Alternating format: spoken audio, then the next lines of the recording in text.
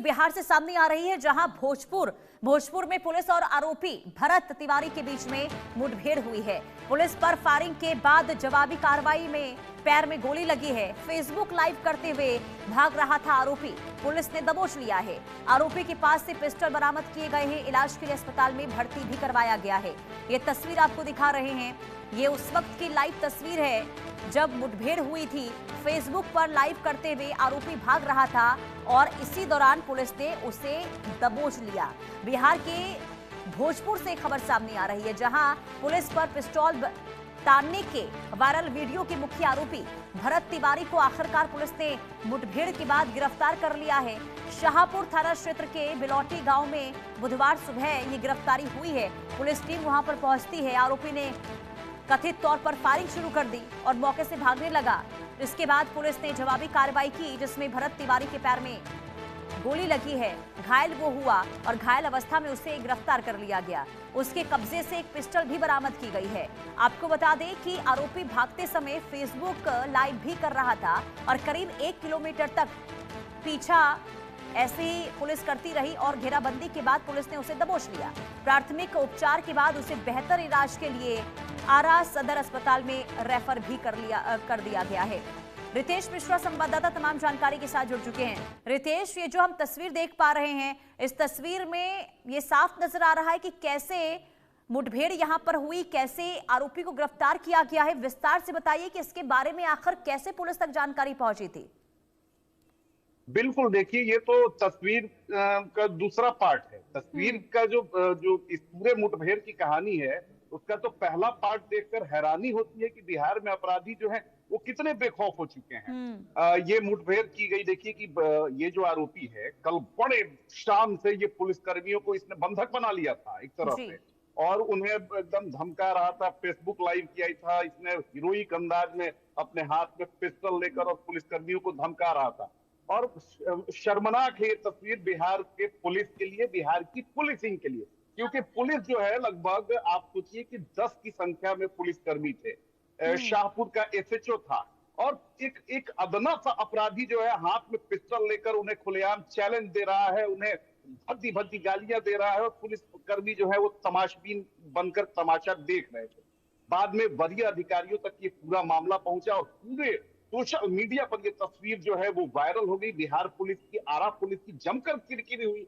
उसके बाद आज पुलिस को लगा कि नहीं, वो हनक दिखाने की जरूरत है, और आज इस अपराधी के पास दोबारा ये लोग पहुंचे और फिर उसके बाद इसे कहा गया कि तुम सरेंडर करो। उसके बाद भी ये नहीं माना। अंत में पुलिस, क्योंकि कल तो झेपी हुई थी पुलिस, उसके बाद पुलिस ने इसके पैरों में गोली मारी और फिर इसे लाया गया है। ये भरत तिवारी है, ये टुच्चा टाइप का अपराधी है, कोई बहुत बड़ा अपराधी नहीं है, टुच्चा लुच्चा टाइप का अपराधी है। लेकिन इसको क्योंकि बिहार में अगर आप देखेंगे तो यहाँ जितने भी अपराधी हैं या छोटे मोटे जो कारस्तानी करने वाले हैं, सबको रील बनाने की बड़ी एक चुल सी मची हुई है। और आप देखिए कि जितने भी अपराधियों की जाति है, हर एक जाति के ऊपर अपना गाना है, तो ये अपने अपने जाति को लेकर रील बनाते हैं। इनके अपने समर्थक होते हैं, फैन होते हैं, और उन्हीं फैन के बदौलत ये सारी चीजों को अंजाम देते हैं। तो पुलिस जो है वो पुलिस, आप चलिए आपने कर दिया, मैं बार बार कहता हूं कि आप एनकाउंटर कर रहे हैं। आज एनकाउंटर देखिए ना, कल गया में 2 अपराधियों का एनकाउंटर हुआ। आज आप एनकाउंटर पर एनकाउंटर कर रहे हैं, लेकिन उसके बावजूद अगर अपराधी आपको चुनौती दे रहा है तो उसकी मानसिकता का आप एनकाउंटर करने में विफल है, क्योंकि पुलिसिंग में कहीं वो धार ही नहीं है, अपराधियों में कोई डर नहीं है। वो आप देखिए ना, क्योंकि और ऐसे में रितेश, सवाल यही उठता है कि आखिर बिहार के अंदर ऐसी स्थिति कैसे बन गई कि बदमाशों को जरा भी खौफ नहीं है पुलिस का। अब सोचिए, जो पुलिस इससे पहले भी जो आपने ही खबर बताई थी कि कैसे पुलिस कार्रवाई करने के लिए पहुंचती है, पुलिस पर ही पत्थरबाजी कर दी जाती है, यानी कि जरा भी डर नहीं है वहां पर बदमाशों के अंदर। ये स्थिति आखिर क्यों बिहार के अंदर देखने को मिल रही है?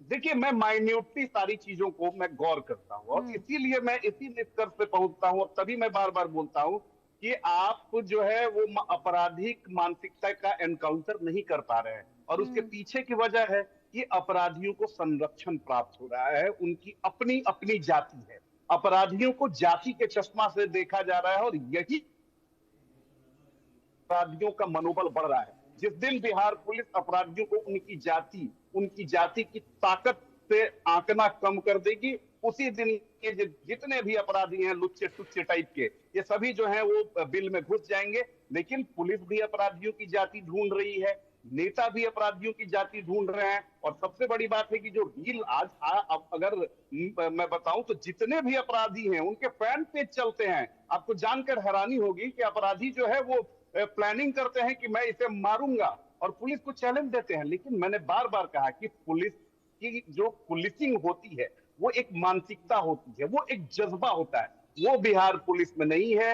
आप फोर्स की कमी का रोना नहीं रो सकते हैं, आप वाहनों की कमी का रोना नहीं रो सकते हैं, क्योंकि आपके पास संसाधन बहुत ज्यादा आपको दिए गए हैं।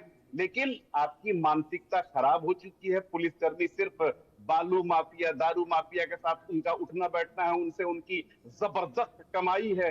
पुलिसकर्मियों की भी जाती है, अपराधियों की भी जाती है। और यही कारण है कि ये जो जाति का जो तड़का और जो जातीय समीकरण अपराधी और पुलिस में हो गया है, यही कारण है कि बिहार में अपराध की घटनाएं बेतहाशा बढ़ रही हैं। भले ही सम्राट चौधरी कह दे कि अपराधियों का पिंडदान होगा, लेकिन ये सिर्फ कहने भर की बात है। आप कह रहे हैं, फिर अपराधी जो है वो आपको चुनौती देने के लिए खड़ा है। तो जब तक गंभीर एक्शन नहीं होगा, कड़ी कानूनी कार्रवाई नहीं होगी, अपराधी इसी तरह से पुलिस को चुनौती देते और ऐसा रहेंगे। माना जा रहा था कि सम्राट चौधरी जैसे ही सीएम वहां पर बने, इसके बाद स्थिति परिस्थिति जो है वो बदलती हुई दिखाई देगी, लेकिन और भी बद से बदतर वहां पर हालात बन गए हैं। बहुत शुक्रिया रितेश तमाम जानकारी देने के लिए। कुल मिलाकर अब यही देखना होगा कि बिहार की कानून व्यवस्था को सुधारने के लिए क्या कोई नई प्लानिंग होती है।